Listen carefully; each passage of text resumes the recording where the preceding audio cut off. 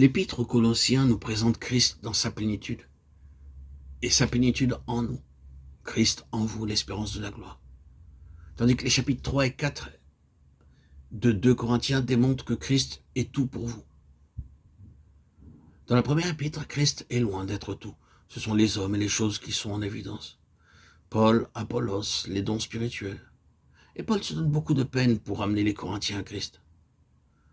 Le travail, une fois accompli, la deuxième lettre nous montre Christ dans sa plénitude. Et comme résultat, le ministère de Christ en plein épanouissement.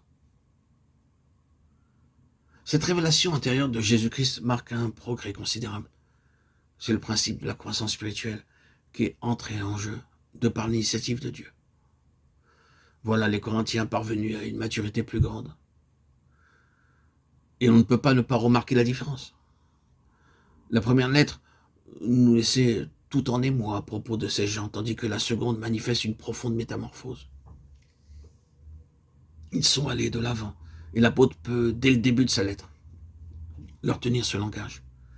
Dieu qui a dit « La lumière brillera du sein des ténèbres » a fait briller la lumière dans nos cœurs pour faire resplendir la connaissance de la gloire de Dieu sur la face de Christ. Le ministère qui est selon Dieu est puissant, comme au temps de Josué pour mettre les ennemis en fuite et les disperser de toutes parts.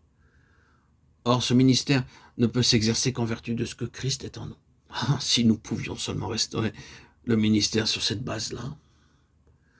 Le ministère qui est d'en haut n'est rien de plus et rien de moins que la révélation de Jésus-Christ dans le cœur de l'enfant de Dieu. Votre ministère sera efficace suivant ce que Christ est pour vous et en vous. Dieu ne peut pas sortir de cette norme. Tout ce que nous croyons pouvoir inclure de plus dans le terme ministère reste en dehors de la pensée de Dieu.